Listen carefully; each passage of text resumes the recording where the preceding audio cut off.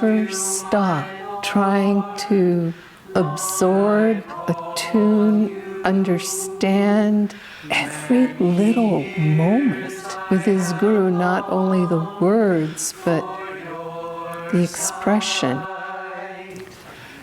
So welcome, everyone. As we said at the beginning, today is a special day for us. We've chosen it to mark and celebrate and honor the life and teachings of our founder and our dear friend, Swami Kriyananda. He was personally trained by Paramhansa Yogananda, whose teachings we aspire to share and live here at Ananda and Ananda worldwide.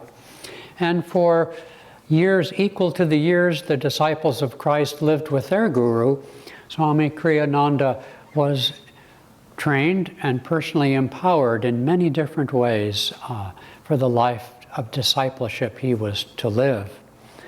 You know, it would be easy and natural and indeed right that we celebrate the very fact that without him we wouldn't be here together, and without him we wouldn't have so many priceless gifts of wisdom that he has offered to us through the books that he has written, 150 some odd books, hundreds of pieces of music, and the communities throughout the world, and the counsel and friendship he has offered to so many people.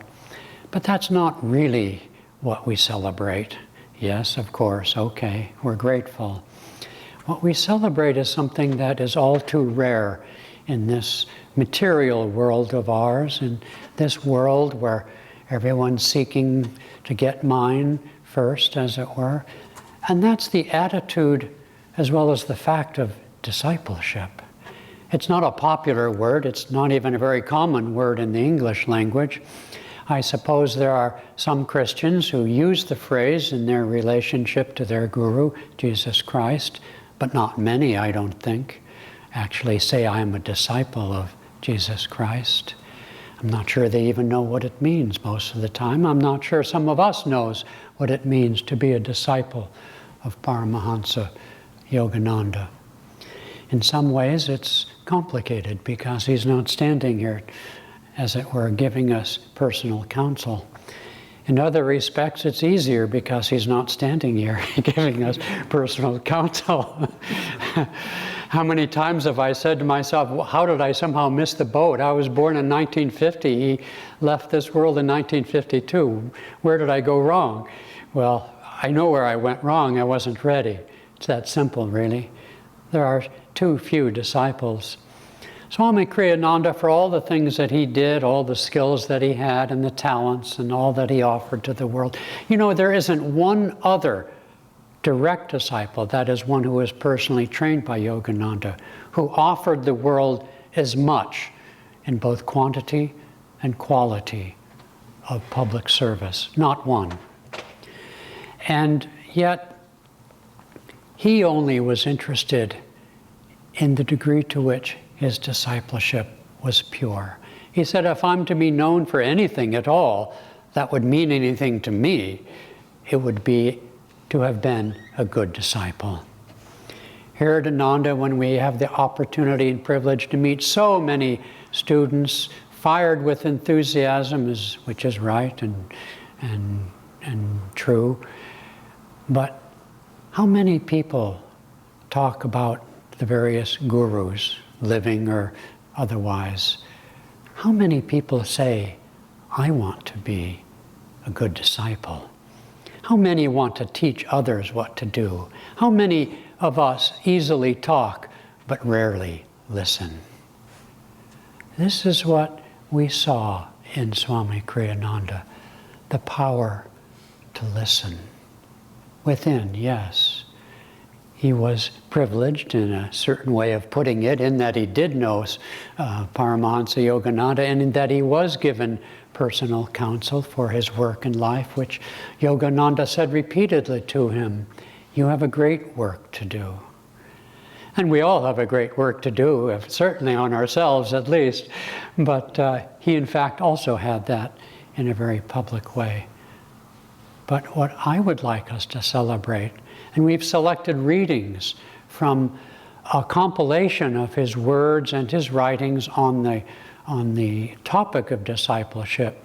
What I want to celebrate is the example and the power of his discipleship as an inspiration to me, and I hope all of us, to live more, to listen more, to be receptive to the whispers of wisdom that come through such a great lineage of avatars, of power, of spiritual power, to change the course of history, which I truly, and many others like me, truly believe was the purpose of their coming at this crucial moment in human history.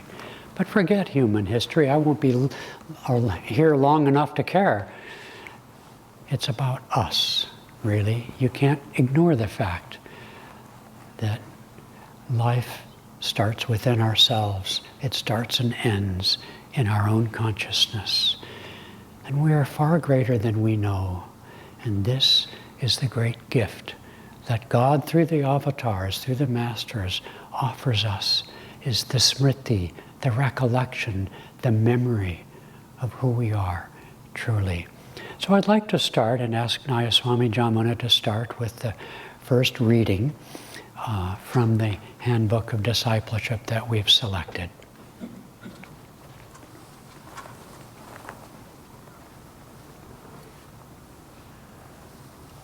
These are the words of Swami Kriyananda. I'm going to raise the microphone. That's right. I'm not hooked up. Do I need a guru? We are living in an age where the thought of discipleship is not pleasing to most people. People who are still locked up in the cage of ego often view the prospect of having a guru as a threat to their personal freedom. They don't realize that freedom is exactly what they don't have at the present. It isn't that you need to go out looking for a guru. The Lord will send him to you, or else draw you to him when you are spiritually ready. It was my own tendency as a young man to be an intellectual rebel. Finally, I reached the point where I saw that all my efforts to improve myself weren't getting me anywhere. I would be working on one side of my nature, trying to improve that, only to find the other side was beginning to deteriorate for lack of sufficient energy. I understood that if you wanted to be a good painter, you eventually had to go to someone who knew his art. If you really wanted to know God, you had to learn from someone who had found him. The dynamo in a city can't be plugged directly into the light circuits of our homes. It would blow out all the circuits because it's too powerful. It has to be stepped down by transformers until it's brought to the level of 120 volts that our circuits can handle. The same is true of our own nervous system and consciousness. Cosmic consciousness is so incredibly beyond our human perceptions and beyond our human capacity to receive that we couldn't handle it. It must be fed to us gradually and stepped down by transformers. The Guru is that transformer for the divine consciousness of God.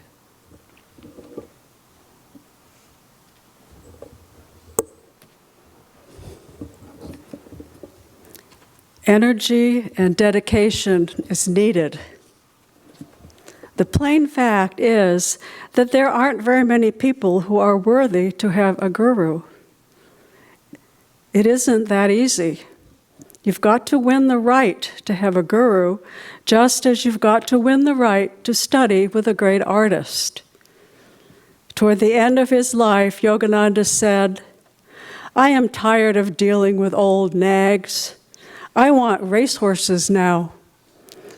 There are some who, if you just call their names, they're up, ready to go, and keep going. That's the kind of disciple who is really fit for the kind of discipline that a guru can give.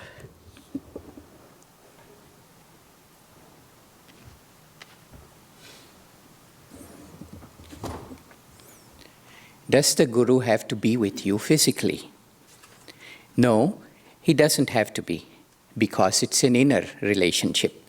I have seen in ashrams that the really serious disciples were those who took it within, who didn't feel the need to be with the Guru outwardly, but sought inner attunement.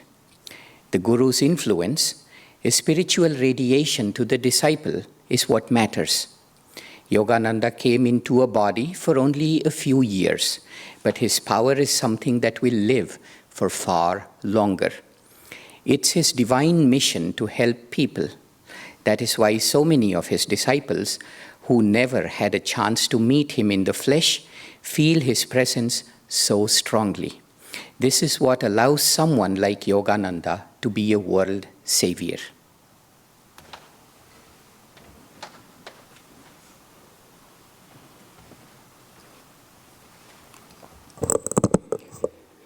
It's also good, pardon me, it's also good to get guidance from successive lines of those who are in tune with the Guru and understand that it is his power that flows through them. The Guru will transmit his power through those who are in tune with him and can give his diksha, the physical touch of his blessing. He doesn't have to be living in his physical body because he has so many other bodies to work through. But again, the true goal is for you to become in tune with him inwardly and to feel that guidance within your very self, within your own self.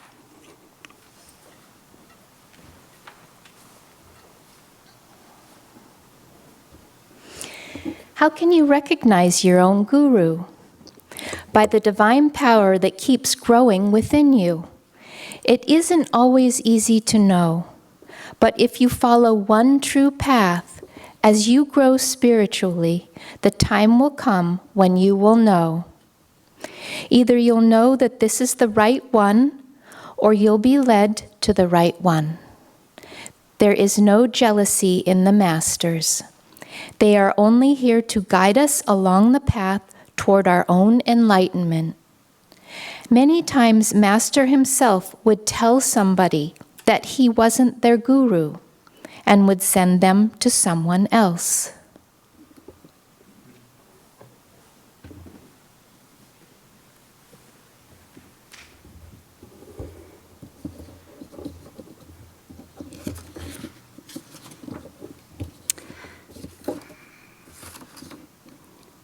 What is attunement to the Guru? Attunement means also listening for the Guru's inner guidance in your heart. In everything, ask him mentally what you should do, how you should behave, how you can love God more deeply. More than guidance, ask him to give you the power to develop spiritually. To tune in to the Guru's consciousness, visualize him in the spiritual eye. Mentally call to him there. Imagine his eyes gazing at you.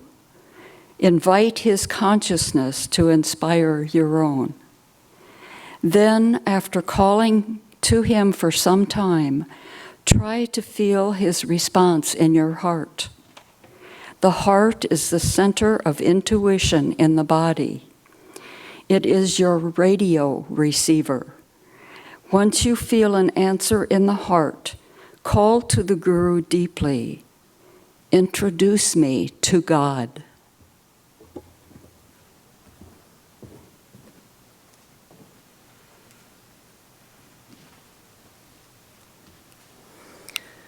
What is a true guru? As disciples of this great master, we are naturally moved by things he said and did. But we must also remember that he was so much more. It used to be difficult for me when I would meditate on Master's presence within, and then he would come into the room. I would feel him inwardly, and then would think, what is he doing out there? It's hard to shake that delusion. In this respect, it's a lot easier for those who never saw him to feel him solely within. A great master lives in omnipresence, and his teachings is the form of the level of reality. He doesn't spell it out exact details, the whole truth that he's trying to convey. Each of us as disciples has to go deep into that truth, understand its essence, and from attunement within, manifest that ray in our life. Did Master say anything about how an accountant should conduct himself when filling up a ledger? I don't think so. Does this mean that therefore an accountant cannot use Master's teachings while filling up a ledger? Of course he can. You see, we have to apply that truth. We have to go deeply into whatever Master said.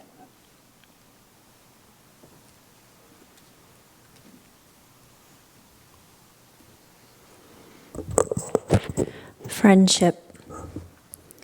Friendship, Yogananda used to say, is the most rewarding human experience because it is a free gift, without any compulsion. Even in a mother's love, a certain compulsion exists, the compulsion of nature and the thought that her children are her own. Were some child of hers to die and to be reborn next door, would she feel the same love for it?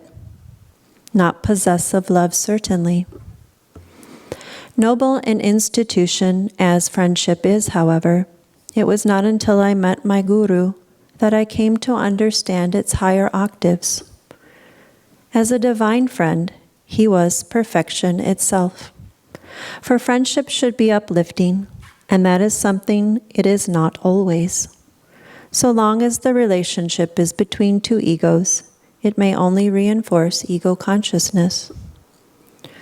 Through all the years that followed, my one truest and best of all possible friends was always my guru, Paramhansa Yogananda.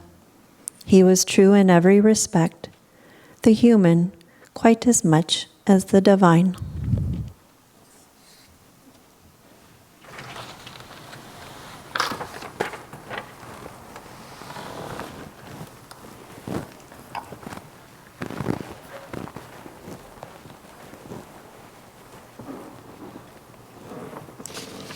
Just want to offer a few reflections before completing this segment with a poem of Yogananda's.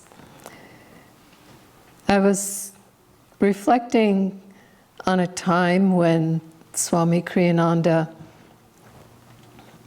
was supposed to lead a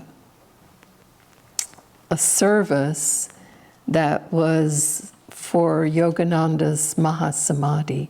No, I'm sorry, it was for Yogananda's birthday. And that morning he called and he said, I'm not feeling well, I have a fever. I'm not going to be able to come today. And I said, well, I'm so sorry that you'll miss this opportunity to be in that presence of Yogananda's celebration, to be in his presence. And he said, Padma, I'm always in his presence. Right, okay. But it wasn't boastfully, it was just so naturally, because he was always in his presence. I recall another occasion where he had just come out of a very long seclusion, long for him. He didn't often get to get away from us all. And he'd been gone about a month. And he had just returned, and he gave the service. And during the Festival of Light, he was very inward. And when he gave the Festival of Light, he got to the part where we sing the song, long we feared to face your love, lest our emptiness it prove. Now at last our love we give you, who remain our friend. And when he sang that, I could just see, we were all singing it, but I could just see he was silently weeping. And that song had moved him so much, and I could tell what his seclusion had been like. He just sort of broke through that last barrier of the flood of love for God that he was trying to attune himself to, he was attuned to. And after that time, at that point, we used to sing that song through once. But after that time, he asked us to start singing it through twice. Because I think he was trying to help us to tune into the vibration of each and every one of those words and what they really meant. You know, all of the festival is designed for that, but that particular moment is sort of a peak moment and an important one for each of us to break through that barrier as he had clearly done and was exuding. It was so self-evident. And then finally, towards the end of his life, he was in his 80s already. I was just realizing that 2 of our light bearers have broken that barrier. It just seems like yesterday when we were all 30 years younger, but here we are. Anyway, here we still are. But so he was at that point in his mid-80s, and his health, of course, had been troubling him for quite some time. Anyway, his nurse was insisting that he go for a walk. So we went for a walk in the Crystal Hermitage garden with him, and he would just do this little loop, and towards the end he didn't even finish the loop, and then he would go back to his apartment. But anyway, we were having this walk, and suddenly he stopped and he said, I just realized something that Master meant when he spoke to me. This was, 60 years prior for him. And he had just reflected on it as we were walking in the garden, and he understood what his guru meant. He never stopped trying to absorb, attune, understand every little moment with his guru, not only the words, but the expression. He said it was just an expression that Yogananda had in that moment that he spoke, that he now, 60 years later, finally understood.